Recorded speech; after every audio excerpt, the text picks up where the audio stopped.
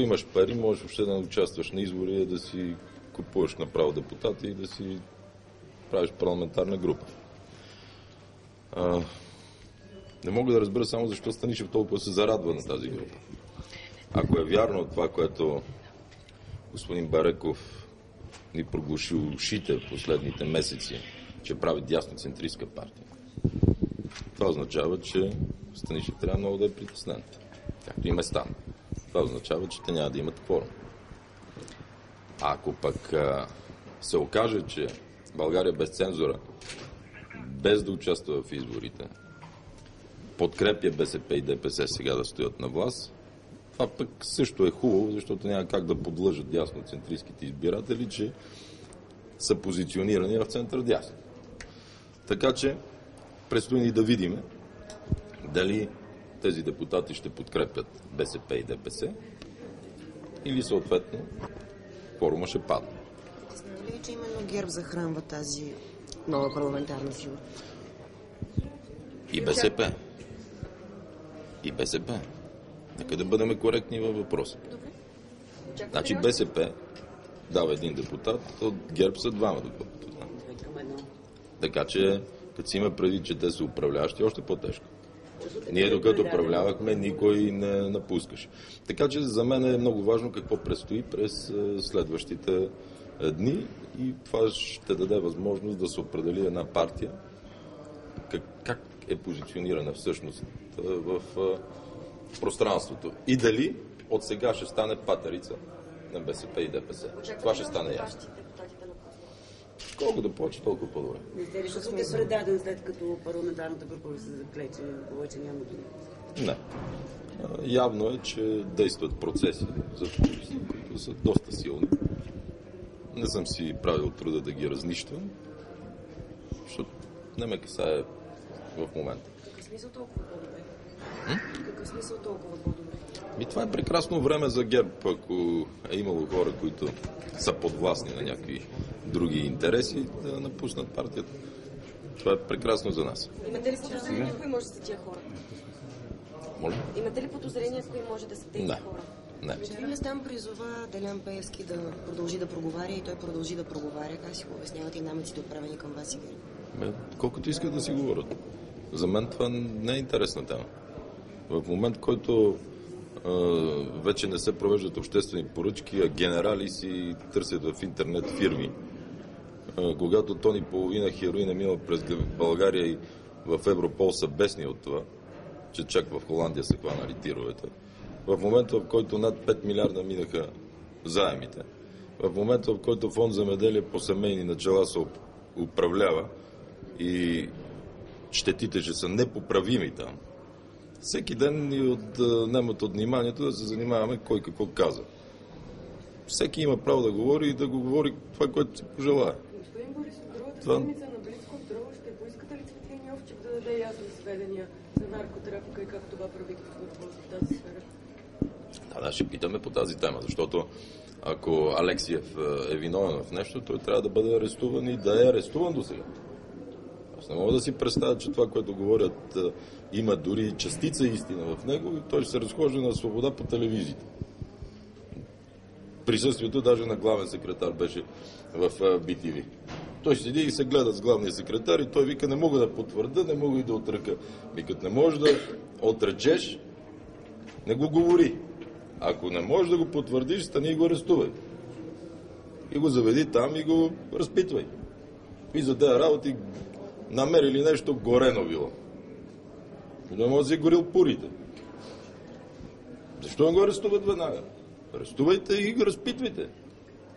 Какви за тези внушения всеки ден. В същото време, реално, тони половина хероин минало отишъл в Холандия. А камионите на Марина Алексия, вчера гледах една ваша колежка от BTV се водеше в един камион, са си тука. И това не мога да го разбера.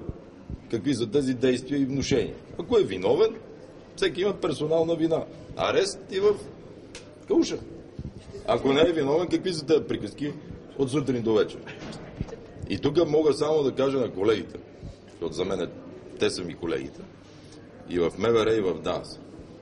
Поучете се, ма казвам им го най-приятелски, защото съм ги назначавал на работа. Аз съм ги издигал тези хора на тези постове. Поучете се от това, което се случва с Цветанов. Същото ще се случва с вас, действайки по този начин. Най-приятелски им го казвам. Никой не си извади пулка. Прокурорите си извади. И виждате, в този случай те си мълчат и към момента не повдигат обвинение. Обещахте вот на недоверие за регионите. Ще е актуален ли? Само хващаш не подготвя. Вчера регионалната министърка каза, че спират Бургас, Слънчев бряг пътя. Как няма да спират? Това е стратегически път. Знаете, че големите градове от Благоевград до Ямбол и Сливен пътуват по магистрала Траки и съответно отиват към Слънчев бряг и Созопол. 4-лентовия път е задължителен там. И ние му направихме там колко километра вече. Проектиран само да се прави. Марица, като ходих в Любимец, я гледах, те само са отнели хумусния слой. Това няма да стане поне 2-3 години, ако работят с това темп. С една дума, те затлачват всички проекти. И това жизнено важни проекти. А с унищожаването на проекта Хемус, аз съм ви казал, Северна България по никакъв начин няма да се оправи. И ние като седнахме сега, пишеме програми, смятаме, без Хемус няма шанс за Северна България. Хемус с 2-4 лентови пътя. Русе-Търново и Мездра-Ботевград. Това е разковничето за Северна България. Не се ли направи, няма никакъв шанс. Забелязахме само според вас цената на кворума.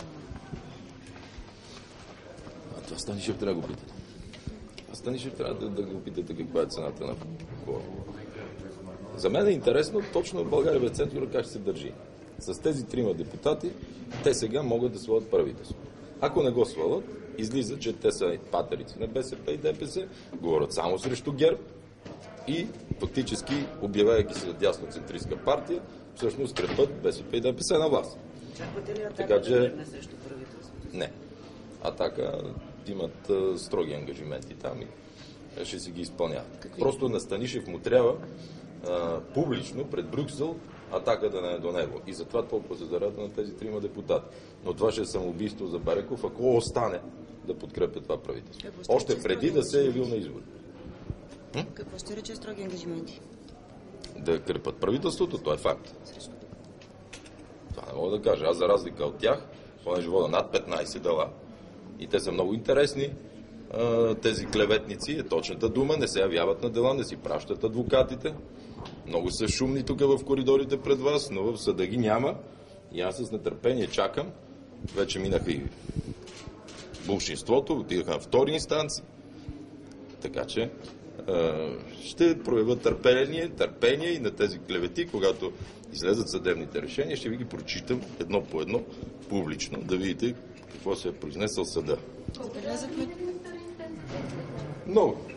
Вече може би 10 сами. Забелязахме, че проекта ви за решение за И замразяване те на не се явяват, депутатските и не си заплати. пращат адвокати дори. Проекта ви за решение за замразяване на депутатските заплати май не е в дневния ред. Ще предприемате ли нещо? Ние сме го взели като решение да го вкараме, господин Биков. Но не ходите на председателски съвет да настоявате. С кой да ходя на председателски съвет, като кажете така? Как да ходя на председателски Там съвет? се решава дневния ред, затова ви На дневния ред сме, какво да го решаваме на председателски съвет? Ние сме го внесли като предложение. Ако искате да го вкарате, дайте го питайте. Мико, що не го вкарва? Благодаря.